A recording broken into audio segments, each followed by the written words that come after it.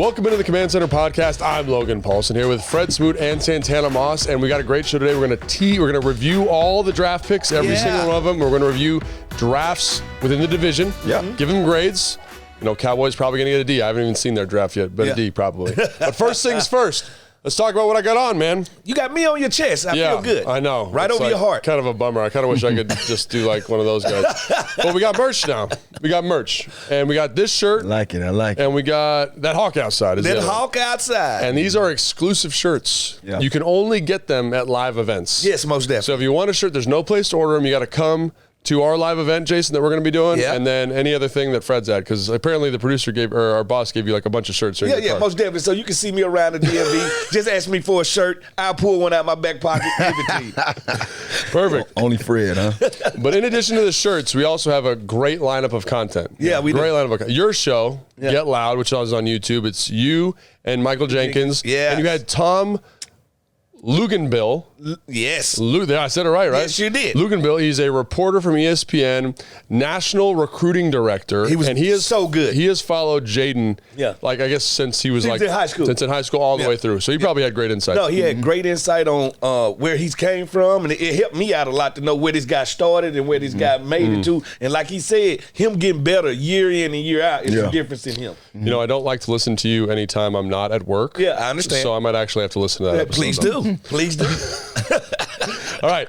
Then we got the Ticket to the Draft podcast, which is on Spotify and Apple Podcasts. And that's that we've done an instant reaction the first and second and third round picks, right? Are we going to do another one, Jason, or are we done? We're done. That's it. Make sure you check those out. And then we got an exclusive interview with Jaden Daniels. That's on YouTube. And is that just on the regular YouTube channel? Yep. And we got Command Center, which is our flagship program, and we do a complete breakdown of the draft. It's our flagship show. It's like Sports Center, but just for the Commanders. Yeah, only us. Yeah, only us. And then we got Free Agent Fridays, which is another show. Great show. And this week it's Bobby Wagner. Yellow Jacket himself. Answering fan questions. So that sounds like a great lineup of content. If you're a Commanders fan and you're not watching this, I don't know what you're doing. Just gorge on it. Just come on over. Yeah. Pretty sure they locked in. Yeah. All right. Now, let's talk about it. The draft. Yes, it was so good. It was so good. And it was the first time we got to see Dan and Adam working together. Together in unison. So, I wanted to get your thoughts on that. Let's start with Fred. You always start. You can start right now. Do you want to start? You know what I got from this draft? They showed me what the identity of the team is finna be in the future. Yeah. I looked at most of these draft picks, and I think besides Johnny Newton, none of these guys were like 5-star athletes coming out. These guys built themselves in college. They got better year in and year out. And then some guys just stick out like Sanat Ben Sanat. All right, this guy is a tight end fullback hybrid. Reminds me of Juszczyk a lot. All right, he's a guy. He's a tone setter. Yeah. And he was the only one of him in this draft. Yeah. All the other tight ends were just pure tight ends. He was the only guy of this ilk in his draft. And Mike Sanderskrill, I've been smiling in my sleep ever since we drafted this guy. And like I told Tanner, we were talking about it. I love corners that played wide out. Yeah. We have a whole different view of the game. And then you throw a guy like Luke McCaffrey in that played quarterback, running back, wide receiver. I think what they did in this draft gonna have good effects on this team for the next 4 or 5 years. Yeah, we'll talk more about the specific guys in a minute. But it's the first time we get to see Dan and Adam working together. You know what I'm saying? I mean, it was great watching. I mean, especially, we was live right in Detroit, there, right there in the trenches in Detroit. And it was funny because, we was screaming, me and B. Mitch kept, talking to each other about just the needs of having that offensive tackle, you know what I mean? Yeah. And wondering when we was going to pull the trigger. And we was all hoping that we kind of, that first night we stayed there because even though we had our pick at 2, we stayed the whole entire draft just hoping that maybe they'll, get back in. Get back in the first round. And when it wasn't done, it was a bitter taste, but at the same time, like, these guys know what they're doing. Yeah. They not reaching just to reach. They got a plan. And I think we get so used to this being in a part of this organization and seeing us reach, seeing us go out there and get that big name and spend that big money on them just because everybody said that's what we supposed to get. So when you really look at the draft as a whole, man, these guys really strategically set their man and pick the guy that fits the mold of player that they looking for, the caliber of player that they looking for. And when I watched that, those guys highlights, and I'm like, wow, that's football. That's what they want here. That's what they want, guys to be physical. They want guys to fly around. And you said it. You jokingly saying it. Hey, it's gonna be tough making this squad because they got ball players up here. Yeah. So it was great, man, just to sit back and hear the nations and the people outside of here talk about how impressed they were of some of the guys that we picked up and just how things are being orchestrated around here. Yeah, and I also thought it was cool, from a just logistical standpoint. Obviously the picks that they made were great and their process was great.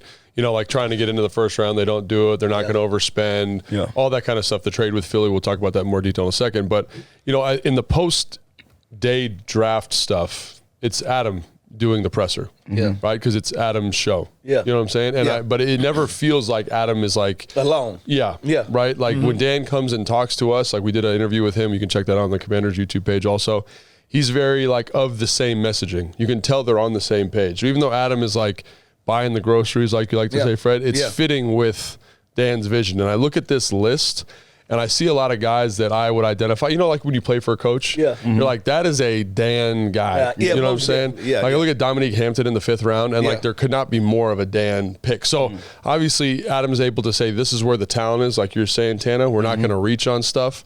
But I'm also understanding what the coach wants in terms of the players that I'm selecting. And I think there's something really cool about that in the first draft. You know what I'm saying? As a foundational piece. The other thing I just want to call attention to, and you talked about this a little bit already, Fred, is I think they're good football players, all these guys, but I think they have higher football character. And what I mean by that is when you watch every one of these guys, and there's no exception, on film, they are pouring it out. Yes, they are. There are a lot of captains on this list. And I just think in terms of laying a foundation, obviously Adam, obviously Dan had a vision basically saying we don't want to be taking risks on crazy talented people. We want football players that are passionate and love football. With high football IQ. Yeah.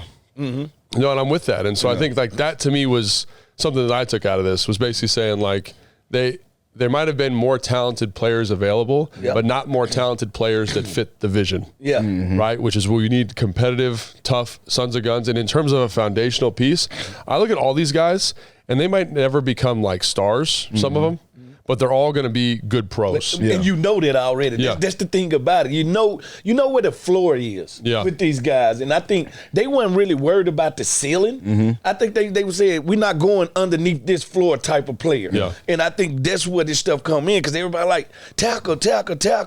Then when I go back and study Brandon Coleman, 1,500 snaps, 3 sacks. 3 sacks, 3 sacks, 55 pressures. That's a lot of football. And then his reach. People understand he got the reach of a 7-footer. 35-inch arms. Yes. So that is crazy. And I'm not saying he Trent Williams or nothing like this, but if you look at their athletic score, it's right there. And that's saying a lot, because we know how athletic Trent is. And I think, talking about Brendan Coleman real quick, Tana, before we get going, is one of the things about him that I love is that, he played a little bit more guard in 2023. But in 2022, he almost played exclusively tackle. And so I feel like they kind of had him on the radar as a tackle. And then when you look at the pre-draft process, every single outlet, the Senior Bowl, he had him at guard. And so, but I think it just shows the comprehensive nature with which they went through this process. They said, here's a guy that played left tackle for TCU, won the national championship. They throw a lot. And they throw a lot, and he was the guy, and he's on our radar. And then we look at his athletic profile, his physical profile. 35-inch arms, ran a 4.9 40, he had a 34-inch vertical. He did great in the 3-cone and the pro agility. And you say those are not guard measurables. No, those are tackle measurables. And you go watch the film, and again, I just love that they went this level of detail.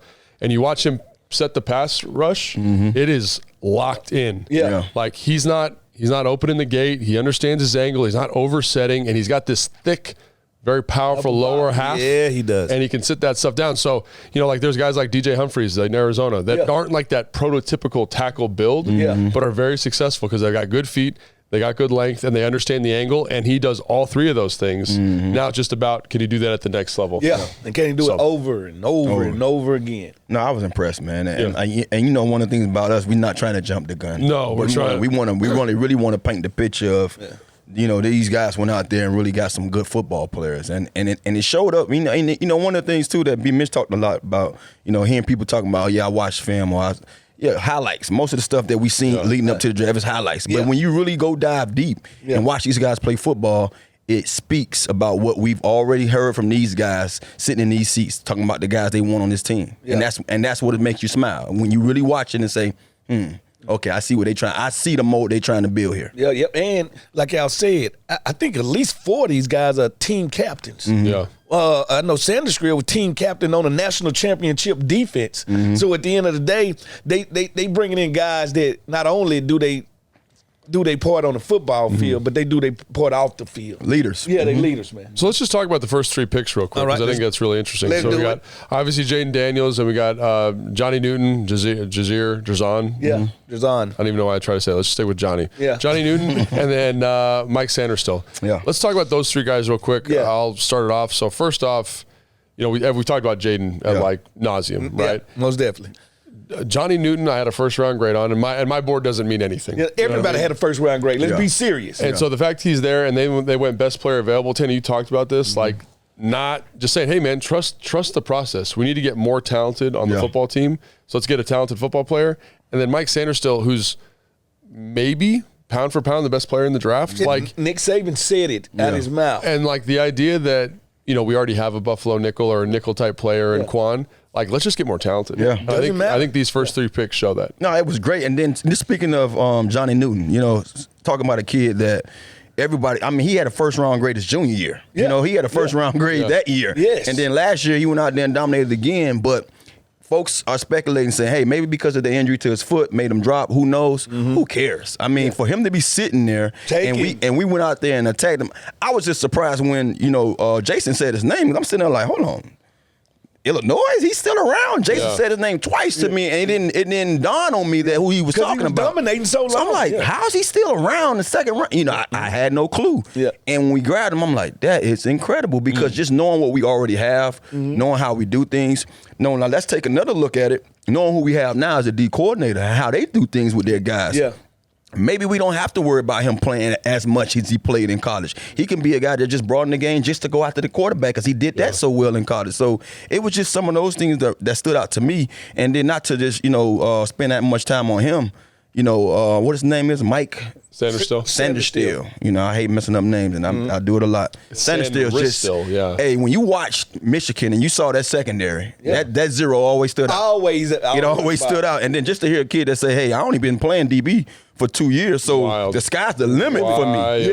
And the sky's the limit for me. And just knowing a little bit about that, having a background of being a DB first, playing receiver, knowing how that kind of correlated, knowing how as a receiver I used to know what DB's thinking, because I've been a DB. It pays dividends to see why it's paying dividends for him to be back in the position. So like I said before, man, like those 2 guys, we can talk about, Jaden Daniels all day. Those 2 guys, man, it was like, damn, we got the best of the best at the best time. So, that's what makes you just sit there and have, so much confidence in knowing who's at the helm, going out there, like you say, buying our groceries. Yeah, and the thing about it is people forget that he returns punch, too. Yeah. So he can add to your special team. He adds to your defense. And people like, how you going to take a nickel back? No, he's a football player. Yeah. He just happened to excel in the inside. So, but listen, he's one of those guys I wouldn't have passed up. I would have had to grab him at that point. And when I saw us grab Johnny Newton, I said, every pick from now on is best player available. I was like, they're not really finna go chasing these. Yeah. They finna go best player available. Like Tanner say, I'm finna add talent to my team, keep piling it, stockpiling it, and when we ready to explode, we'll be ready. We was sitting there, and I want to say this before you started. We was sitting there talking about what you think next, and we rolling the dice. We have no clue, and it probably wasn't in the order, but it was landing. It was like, well, we can get a receiver now, and it probably wasn't that pick, but it was the next pick we got to receive. You know what I mean? So it was just kind of funny to us, just knowing that, hey, these are the value, these are the ads that you can add value to our team that we went out. Because I wanted the bigger receiver. And he's 6'2". He's not probably as big as some of the guys that was around. But he's the biggest receiver on the team already. Yeah. So it's just great. And he came from a good football pedigree. You see what I'm saying? Like his legacy when it comes from dad to brothers, it's all in his blood. So it's just great to see how they was picking our litter. You know what I mean? Going out there and say, hey, this guy here, his background alone speaks for itself, but this is the kind of player we want. We want dogs. He kept saying dogs. Yeah. And you can kind of put that by every guy's name, that these guys have that in them. Yeah, let's get to the next group. So it's Ben Sinnott, Brandon Coleman, and Luke Sinnott. McCaffrey, right? I'm giving and a nickname already. those are kind of the offensive weapons, I guess you can say that. If we're Harbaugh, we're calling that offensive tackle a weapon there too. Yeah. But Fred, you already talked about Ben Sinnott in terms of his versatility, his toughness, his ability to run routes. Like, and again, it's so funny. Like when I watch Kansas State, he's their offense, by the way. No, he led them in everything. Yeah. He's their offense, by the way. But I had this strongest, Great bowling ball. the strongest Kyle Juszczyk vibes when I watched him. Yes. I think it's because he wears number 34 and he looks like a fullback. Yeah, but he like, got this. But he's a good enough athlete to win versus man. Yeah. He's physical enough to block as a fullback, and he can block in line. He just gives you a lot of flexibility, which is what the tight end position is supposed to do. I was listening to one of his interviews, and he spoke and said a tight end he watched was Cooley growing up. Oh, really? Get They play similar. outta They here. play similar. So to hear that and he come Yeah. here, I'm like, wow, it's just crazy how this stuff kind of adds up. You know what I mean? Yeah. But to watch him, I mean, I smile just knowing. I say, oh, AP in his bag. He going to get those same guys that he's seen that made it happen. him build the Niners. You know where he came from. You know what I mean? And you want that around because these offenses, you talk about it all the time. You want to be able to have a guy out there on the field that, at times we saw what we had at tight end, and don't take nothing away from him. I think all those guys did a great job. But you hate kind of, I guess you can say, showing your hand. Yeah. Having a guy out there, you're like, oh, they running the ball. Yeah. Oh, they passing the ball. Yeah. Now you get a guy. We can pre-snap read and say, oh, I'm getting out of this. All right, you spread out now. This guy could be on the I'll line. bring you in the backfield. He could be on the backfield. He could be on the wing. He can be anywhere in your offense, and the defense can't really, basically show their hand. They have to sit there and be wise enough. So it's great to know that we adding that kind of talent that we can be able to, have that kind of leverage. Yeah, I'm really glad you said that, Tana, because I think Luke McCaffrey does the same thing as a receiver. Yeah. Like you look at Greg Jennings up in San Francisco, right? He's like this big slot. And everyone throws that term around, right? Puka Nacua is a big slot, right? It's a guy that can play slot receiver, run the receiver route tree, but you feel comfortable with him like cracking a defensive end. Yes. Cutting somebody out. Yeah. Like they run ISO with Puka Nacua on linebacker. He's tough and nailed. Because he's tough. He's dog tough, right? And I think when you watch Christian McCaffrey, he's the same. You get that. So much like Ben Sinnott, you can't adapt to it. It's like, shoot, we're going to match a nickel. It's like, great.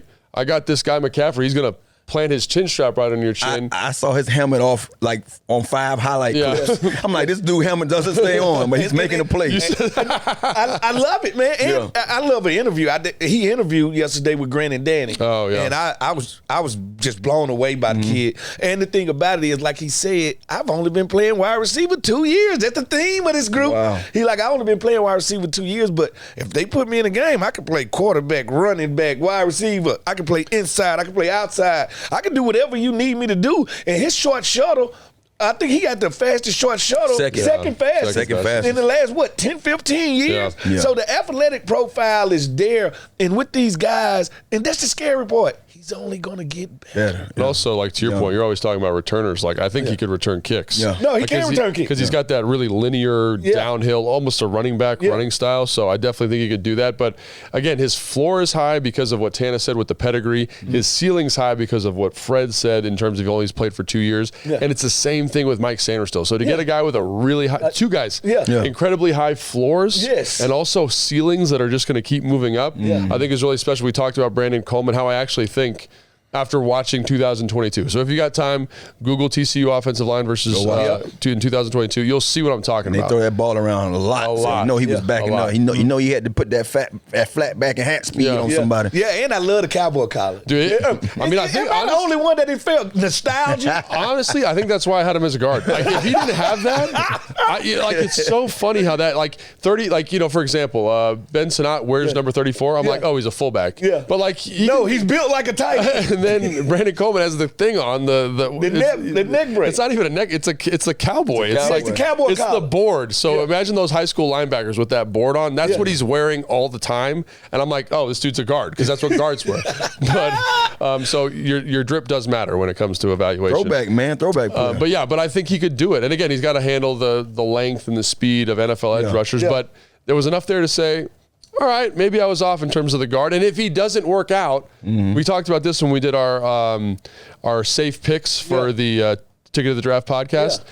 Offensive linemen are always safe because if you think he can play left tackle and it doesn't work out, You move him in. move him into guard, and you get a nice value pick there. So I think all high floor guys, all high football character guys. Jordan McGee, don't forget about him. Let's talk about these guys. The last three. So these guys are fun to talk about because they're a little bit, they're like kind of like the roll of the dice a little bit. You know what I'm saying? So we got So we got Jordan McGee from Temple. We got Dominique Hampton from UW. We got Javonte Jean-Baptiste from Notre Dame, formerly by way of Ohio State. Yeah. So Fred, I know you've watched some of these guys. Yes.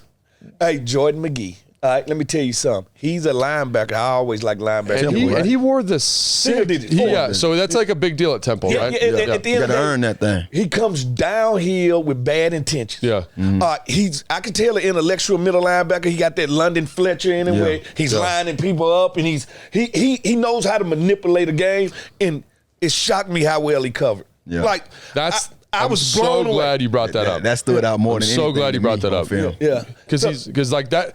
Sorry, like I cut you off. No, it's fine. You always do. But when you're watching linebackers, one of the things like Jeremiah Trotter, we're going to talk about him in a little bit. Yeah. You watch him from Clemson, very instinctive, smart, got the pedigree. Yeah. Does not cover in space in Clemson's defense. Yeah. So I'm always looking because NFL linebackers, you better be able to cover. You're you can't play through. You can't play down. When you get this guy in the 5th round, who's got the run and hit ability, the coverage ability, I'm like, this is great value. Yeah. Great leader, plays hard. I think the one thing is he's a little undersized. Yeah, I was going to say that, Hey, stakes and weights. Yeah. hey, stakes and weights. That's what's going to get him to be the size you want. And he's that perfect understudy behind Wagner. And we just talked about it. It's another team captain. Yeah. He's another team captain. And that's a great then point. He could be dominant on special teams early. Yeah. You know what I mean? Great point. They have that new kickoff rule and stuff like that. You need more linebackers because it's probably going to be able to, make it out a little better in this style of kickoff team. So I'm just thrilled that we went from a year ago talking about linebacker position, and now our linebackers from free agency to the draft, man, we just can't miss right now. Yeah, but this is the type of guy that I think is the modern linebacker. When you look at like Fred Warner, for example, he played like a pseudo safety, put on a little bit of weight, has those coverage instincts, can play the run. He's 6'3". Very similar to Wagner, or Warner, excuse me, and he's about 225 pounds, so another 10 pounds, couple stakes and weights, couple block destruction techniques. I'm not saying they're the same guy. He don't need that stakes and weights, but I get you. I think the ceiling's there. Yeah. I don't know if you guys watched Dominique Hampton from UW. Yeah. But he is a fun guy to watch just because he's like, everyone talked about Johnny Wilson being freaky and have crazy measurables. This guy's 6'3", 215, played safety, has 34.5-inch arms, as you know, Fred. Yes. That's very, very long. Yes. Ran a 4.5. I think he had a 40-inch vertical. So in terms of athletic traits, it's there. It's there. I mean, he's a little stiff playing safety, but I look at what Dan and what Wink want to do, and they have Curse. I would say what they did with Curse, and they always find that safety linebacker hybrid. They like to bring him on blitzes. They like to match him up on tight end. So you look at this guy and say, he's going to be good to match up with any tall tight end that separates from the core. What's his name? Like, he's one of those guys where you find a package for him. Like, this is that type dude. He reminds me a little bit of like a this is not a slight against Cam Curl, but like a more athletic, like a more twitchy. Yeah, like again, I don't know if he's that instinctive. Cam Curl was crazy instinctive, but more twitched up, like longer, bigger version. Like he's a freak. Yeah. And like that's why he's going to the 5th. And it's like one of those players, man, like when I was doing film evaluation, you come across Dominique Hampton, you're like, that is a Dan Quinn football player. So like the fact that he's here is really funny. Yeah. Then we got Javonte Jean-Baptiste, who again falls in this bucket of like crazy, traitsy players, right? 35-inch arms. Yep. He's 6'5". He's 230. Like when you say, let me draw up traits for an edge rusher, he's got all of them. It makes me smile as a corner. He's a 7th-round pick. Got to develop a little bit. That's fine. But you say, as a guy who could, like this is like we were talking about, I was talking about with Jason on Ticket to the Draft podcast. Yeah. In these rounds, you want to take shots. This is a shot. Yeah. There's a guy with a lot of traits, a lot of athletic upside, and you say, we get him in the right defensive system because of these measurables. Yes, we're going to give him a chance to develop. Yeah. Maybe. What do you think? No, I love it. I love it. And then when you just think about it, just think about the years of having guys on your team that been free agent guys. You know, guys that still made this squad because they was put in a situation that you ain't got to play every down. Yeah. We're going to bring you in and do what you do best. That's what I see with him. That's the first thing I thought about. I say, hey, you know, he's one of those, like I say, he's one of those guys. You look at him and say, all right, I see what they see. But guess what? We not asking you to come in here and be And play every the down. run. We ask you to come in here and rush the pass. We gonna have certain packages where when we put you in the game, let that dog eat. Yeah. Let him go hunt. You know what I mean? Pin them ears back. So, like you say, the trace alone is like eye popping. You know what I mean? I'm sitting there looking at this guy, man. This dude's a huge guy. Yeah. But with the style of football and the way they play here. Yeah.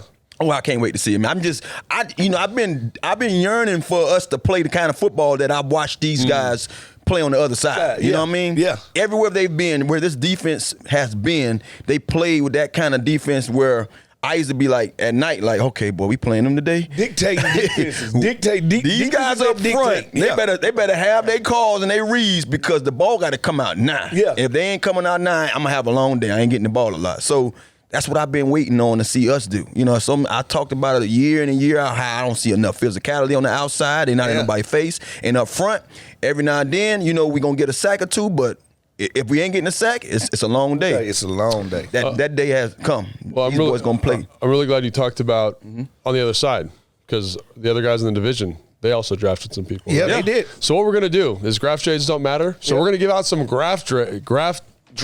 Grades. Jeez. UCLA. Yep. For our division rivals. So we're going to start with the New York Football Giants. And so let's go through their first three picks. We got Malik Neighbors, Tyler Nubin from Minnesota, Andrew Phillips from Kentucky. So those three guys, He feels. I actually like them a lot. I've been saying, at the end of the day, you can't hate. We're going to have to tell the truth here. All right, Malik Neighbors, we know finally Daniel Jones got a weapon. Because listen, Darren Waller, maybe he retired 2 years ago, didn't tell nobody. Yeah, he's going through a lot of stuff. Yeah. He's going through a divorce now. Yeah. We're not doing good as NFL players in marriage. Thank you for holding us down. I'm holding it down. Kudos to my wife, by the way. And Tyler Nubin, you really like him. I like him. His ball skills, and he fits the defense really well. Yeah. Phillips also fits the defense, man, corner, aggressive. Not a lot of ball production, but reminds me a lot of Deontay Banks, and he's the corner on the other side. And I know you love Theo Johnson. Oh, my God. Theo Johnson, I'm okay with Theo Johnson. I think he's big. I think he's physical, a little stiff. But in terms of athletic traits, like you're betting on upside there. Tyrone Tracy from Purdue. One of the best pass catching backs in this draft. So love that fit. And then Darius how do you say? Masu? I think he's from UCLA, so I should probably not say that. Don't really know a lot of it. Not a lot of file on him. Yeah. But I like the players in their draft. I think they filled a lot of needs. I think they got some playmakers. I think they got better offensively. So I'm going to give this a C-. Well, I'm going to give it a C because it's just not enough draft picks. I didn't think they had enough draft picks. Only 6 picks. Yeah, only 6 picks. So I'm going to hold that against them when I know they was a team deprived of talent. Yeah, and obviously C- is being a little, but it's the Giants. So C- is what I'm going with. What you got, Tana? I just give him a D. Yes, Tana. That's what I'm talking about. Just because I don't like them. Yes. They be beating on us too much. Listen, I hate the New York Giants. I'm a little petty now. Every time somebody say New York Giants, I close my eyes and all I see is Michael Strahan over there on the other side, giggling with that tooth gap. Yeah. Frank, y'all will never beat us. No, but I thought it was like when I saw the Neighbors pick, I was like, they didn't go after the quarterback. I was just assuming that first pick was going to be quarterback, but I understand. And it's crazy because I was watching the presser for Neighbors. Yeah. And was he? You know these guys get Instagram. They take the video and they go to speaking on it, and they was like, here's a guy that was just in California. It was a guy sounding just like this. Yeah. Here's a guy that was just in California. He was shopping for houses, and now he in New York. He going to the New York Giants. Dude, this look like a guy that want to be in New York. And I remember the face that he was making on that. I say, boy, he really hot right now. So you can say what you say. Don't get me wrong. He's happy to be drafted. Yeah. But would you be happy if I told you going to the Giants, you finna be catching balls from Daniel Jones? No, and he spoke about it. Look, I'm gonna say you got to be careful what you say. What I told you what happened to me that year going into my senior year in college. Yeah. A guy, we went to New York for some, the Big East breakfast for all the our captains, and I told them I don't want to come here. The next year I was there. So I feel like I shouldn't have opened my big mouth. Yeah. He had just said when they was on a podcast, they asked him, "What did you think about you going to the Giants?" Oh, I saw this. He said they better get a quarterback because the quarterback situation ain't right. So So his first job is to apologize and yeah. Also, awesome. I mean, that's legitimate. Like, if you want to be like real draft analysis, that's legitimate criticism. Yeah. Like, you've got all these weapons, and are you locked in at quarterback when you could have been locked in at quarterback? Yeah. Again, I like these players a lot, but that's I love them. All right, let's do the Eagles. This is going to be so much fun. Here we go. All right, so we got Quinyon Mitchell from Toledo, the cornerback. We got Cooper DeJean from Iowa. We got Jalix Hunt from Houston Christian. Is that right? Oh, they say he's the ultimate predator project. Yeah, we'll talk about him in a second. We got Will Shipley from Clemson. Those are their first four. Let's talk about those guys real quick. Fred, you want to start? Quinyon Mitchell, I don't know how he failed to them. Yeah, 22? I thought he was going to be gone by 15. Like, the worst I seen was 15. Yeah, and once I seen him fall, I was like, here he go again. What was the reason, though? They didn't say why? I just think it was quarterbacks and all quarterback and tackles. Yeah, They pushed him out of there. And once they pushed him out of there, Philadelphia just sitting there. They had a cheesesteak waiting on him before he even got there. But Quinyon... Apparently they tried to... So what I heard is they tried to trade up, but no one wanted to trade up. Yeah, no one wanted It's to the trade. same thing happened in Washington. Like, they tried to trade back up into the 19 or first. something, Yeah. and then everyone's like, no, we're good. Because there's all these good players, right? Yeah. Everyone's getting pushed down. Yeah. So. You know, it's crazy because it was like the year of the offense. I mean, it was really an offense-heavy draft in the first round. Yeah. And when I First started seeing 15 those picks. defensive guys, it's crazy how when it went from tackles or went from quarterbacks to tackles, and as soon as that first defensive guy was taken, it was all that. defense. It was all DNs or all corners. You know what I mean? So it was just weird. But Kinda the dam broke, right? one of the guys that stood out to me when with them is Cooper DeJean. You know what I mean? Like this we was talking. I'm like, they asked me what I want him. I'm like, well, I don't know. Do he fit what we do? But he's a hell of a football player. He's you know a what I'm saying? football He's a ball player. But do you see him playing a safety He'll or be a safety. He'll be a safety, right? He'll be a safety and a nickel. Yeah. He will be the honey badger. Yeah. He'll have and he return kicks. Yeah. And I just think when you put two guys, that's a young core to put with those young defensive tackles they taken in the last couple of years. You got your sticky long corner. You got your safety / nickel that can adjust, that can blitz, that can cover tight ends, that can cover slots. That's what Cooper DeJean, to me, is one of those fixtures. I think he'll be a 10-year Philadelphia Eagle because I just think he's that type of player. Yeah, he's a football now, London say, don't dare ever put him at corner. Yeah. That's how London feels. And I kinda can feel the see same that way. a little bit. Yeah. So let's talk about that real quick, because that's the player they got in the trade with Washington. Yeah. Right? Am I right with Yeah. that? And so Washington traded back. They received 50 and 53. Yep. And 161, excuse me. And then Philly received 40, which was this pick, 78 and 152. So one thing I wanted to call attention to here is we got Mike Sanders still out of this trade. Yep. And Ben Sinnott. Yeah. Now this is I don't want to be hot takey here. And I Brandon kind of put Sanders still and Cooper DeJean as slot players in a very similar tier. I give a slight edge to Cooper DeJean, but in terms of getting a football player in the slot safety kind of ballpark, Sanders still is excellent. Yeah. So to trade back, get two guys of very good value, I think that trade, even though they get Cooper DeJean, kind of favors Washington. there. No, I do because I almost had to put the tackle in there too. Oh, yeah, that's right, yeah. Like at the end of the day, we end up with 3 second-round picks. Yeah. And all those second-round picks will be guys that'll be adding to this team. Like these guys are gonna play a lot of rep. So if I'm taking 3 compared to 1, I think I'm winning. Yeah. And just to go back and get that, I'm fine. Then most people are like, how could Washington trade with Philadelphia? We ain't here for business, Yeah. man. It's We all don't do about feelings business. no more. Yeah, it's all about business. like we was doing that years ago where, we can't trade with them. Yes, I can. You got that pick. I want it here. You take this. Especially if I'm getting more for it. You know what I mean? So it doesn't matter. Yeah, so the next one is Jalix Hunt from Houston Christian. Really, he played safety at like Yale or Cornell or something like that, then transferred, played stand-up edge. Yeah. I mean, he looks the part. He's 34-inch arms, fast, moves well. I'm talking developmental guy, you know what I'm saying? They're not looking for him to play next year. But they don't have to because they're Philly. They have like 1,000 defensive You linemen. notice how most of these guys in the draft has played elsewhere, like have been on Dude, the that's the team thing for now. 3-4 years and played their last year with this other team and got drafted. That's crazy. that's what they do now. Yeah. They tuck and run. And then Will Shipley from Clemson is Yeah. the next guy who as a pass catching back, I really enjoyed watching him. Reminds me a lot. They're not the same player. They're not the same player. They're not the same player. Remind me a little bit of Christian McCaffrey. Yeah. Okay. Not the same player. One more I time. knew what you were going to say. Yeah. That's why I was Not the same shaking player. my head like, but there was some similarities in terms of being able to line up in the slot, run a choice, find mismatches in the pass game. Yeah. So I really like those first 4 picks. Then they got, let's go next 4. We got Aeneas Smith from Texas A&M. Yes, We got speed. Jeremiah Trotter from Clemson. That Jeremiah We Trotter got made me Trevor mad. Keegan from Michigan. We got Johnny Wilson from Johnny Florida Wilson. State. And Dylan McMahon. McMahon. I know he plays center. I don't know what Dylan I McMahon. know what school he's from. So Yeah. leave a comment if you know what school Yeah. he's from. Undersized center though. Yeah. What do you think, Fred? Aeneas Smith is a do-it-all type of guy. Yeah. He will be working the slot.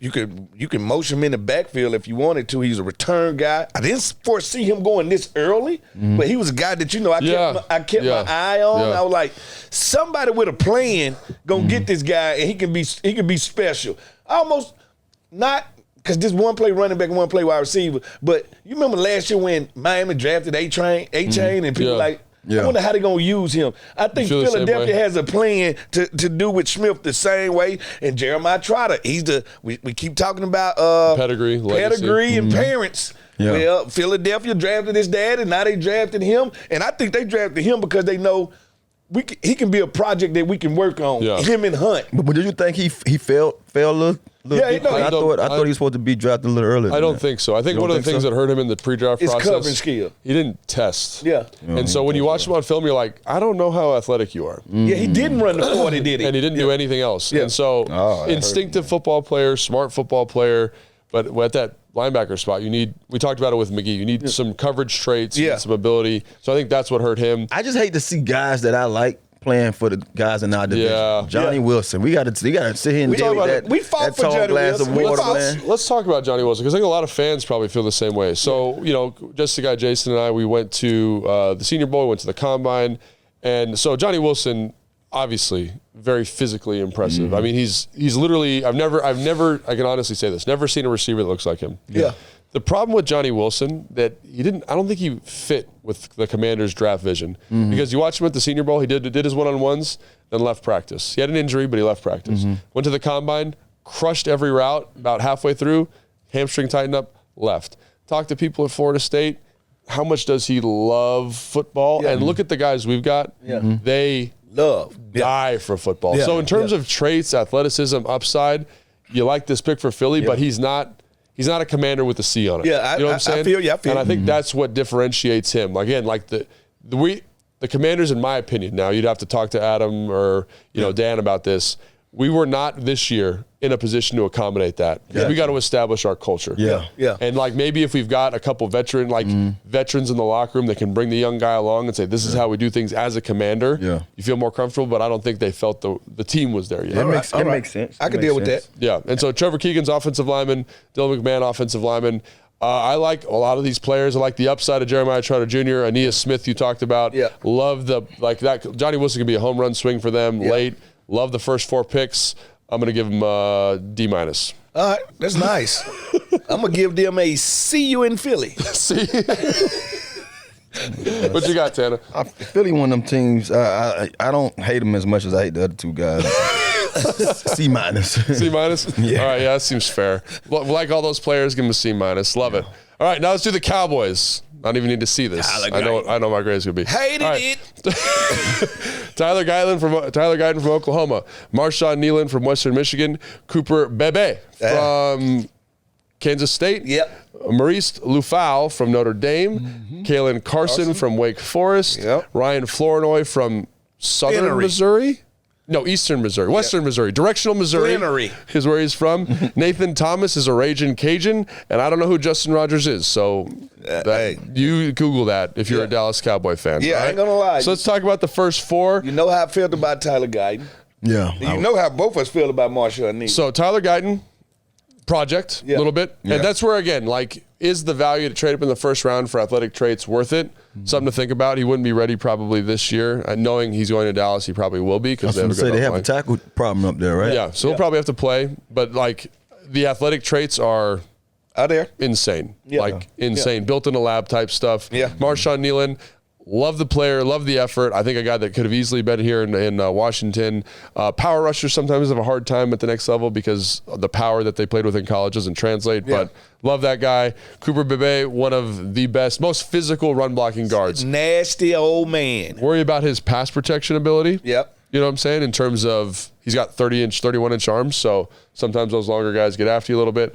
And Maurice Lufau, probably one of the most physical downhill linebackers in the class. Yeah. So I was very high on him. And then Kalen Carson, physical corner. Ryan Flournoy, excellent kind of special teams wide receiver with athletic traits. And then Nathan Thomas is a guy that I think he was like 6'6", 340, probably moves to guard, but another depth piece there for them. And just the guy, Justin Rogers, because you don't know who the guy is. Do you know who he is? Yeah. Hey, you know what? I told you I don't like regular name football. And you know how I feel about that. So Justin Rogers everywhere. What are our 7-Eleven thoughts? everywhere. What are our thoughts about the Cowboys? I care nothing about those guys. Yeah, Let's listen. go ahead and skip it. Let's go ahead and move forward. Yeah, I would say at the end of the day, they added some guys to a team that already kind of, Falling apart a little bit. you know what? They are mentally falling apart. They falling apart so bad that Jerry just blabbering out names. Oh yeah, let's talk about over that. with. Okay, so during the draft, Oh, my everyone God. knew they wanted a running back. No, they wanted one running No, back. but I mean, they knew they were going to target a running back. Yeah. And so which one is it going to be? Is it going to be, I don't know, Trey Benson, Yeah. Jonathan Brooks? Who knows? Yeah. And then Jerry, after day one, goes, we are high. He's high on our boards. Yeah. What's his name? Jonathan Brooks. Yeah. We want to draft Jonathan Brooks. Best interview ever. Yeah, in my 30 years, I Oh, thought it was the 30 best years. interview that I'd ever had with a player.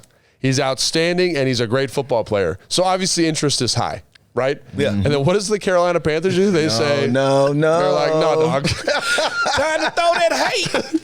And then Carolina traded up ahead of the Cowboys. Hey, man, that is hilarious. Yeah, how many though. picks before the Cowboys? Was it like two? No. I have to look It back was at like the 2 sheet. picks before him just to really give it to him. It's socket to Hey, him. listen, it was so bad that they got on the phone and signed Zeke the next 24 hours. A 29-year-old Zeke in a crop top. They didn't sign him right after they couldn't get Jonathan Yeah, so Brooks. I mean, because of that, I'd probably give it like an F. What do you think? Yeah, I'm just giving it F because I don't care about him. But hey, I'd say this though. Them getting Zeke back, I'm happy for him, man. I'm happy for Zeke. I thought that's a marriage made in I heaven. feel right? like he should never left, and, Yeah. and I feel like he was a workhorse for him, man. That they should have kept around. But just to see that went on, that transpired, man, that just goes to show you, man. And now you really don't understand until you understand. Yeah. Jerry Jones, there, he do a whole lot for them, but that ain't what we need you to be doing, Jerry, that Hey, day. Let your boys, let your son, and whoever else have that job do that, because you were out there spilling the beans, man. Hey, like they say at church, won't he do it? Every year he does that. Hey, every year he does it. Yeah. So they also last year, didn't he held up the actual big board. Yeah, on a it piece showed of them paper. every pick they wanted. Yeah. That's Yeah. like that's a wacky bit, man. It's the dirty old You think he's man doing syndrome. it because he does it every year? I don't think he know he's doing it. No, or do you think he's doing it like because we're talking about it? I don't know. I don't know. No, he's Jerry. He hasn't lived by rules in 50 years. Like, who's going to stop him? Lit Jerry? Who's going to stop him? Yeah, nobody. He's like He's an unstoppable force. I'm sorry. Like Tanner said, as much stuff as he brings to, I don't even call him America's team. I call him Austin's team. All right? As much as he brings to the team, he takes ton of it away. Yeah, for sure. All right, so we gave everybody else a grade. Yeah. I think we need to finish off by giving the Commanders a grade. It's so hard to grade before we see these guys play know. down. Yeah. I know. Yeah, it's I hate unfair drafting. sometimes. But for the selections, and I'm really finna grade the maneuvering.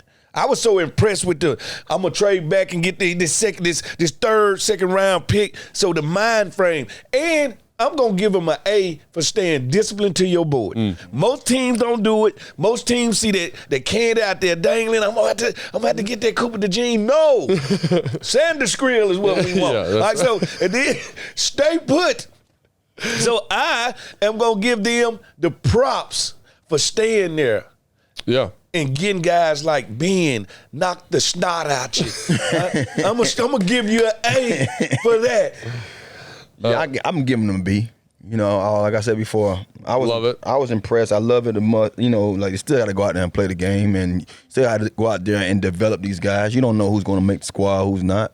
I don't want to get too technical with it, but when it comes to just seeing how things was done differently, that B stands for Yeah. just, man, I'm happy to see it. It really was a change. Yeah. I really saw them, it didn't look like I guess you can say the Commanders or Washington teams of old. Oh, yeah, from the years I've been around here, right? You just reaching just to reach. You know what I mean? Throwing money at the wall. Like the football team. I think that's actually excellent analysis. I feel exactly the same way. Yeah. I think I'd give it a B+ because they've got a quarterback of the future. Yeah. And we haven't talked about that a lot, but I think like that's a huge part. You got a new owner, new head coach, new GM, and now a new quarterback. And a guy that is tremendously talented. We got to sit down and talk with him. Huge upside. And just his maturity in the interview that he showed, like his maturity on draft night.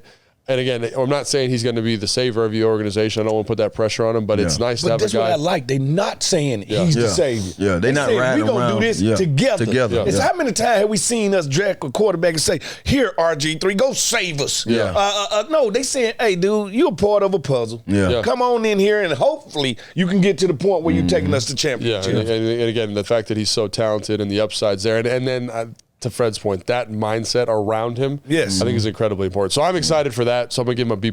And again, for the process, for the quarterback, and I think just again for sticking to your board, I think all those points are 100% true, and that's why we feel so excited about it. I think that's gonna do it for today's show. Please make sure to like and subscribe wherever you get your podcasts. If you want to see our faces, you can check us out on YouTube. I think that's gonna do it for today. Or just get our shirt. Oh yeah, get the shirt. Man. Yeah, Sanat.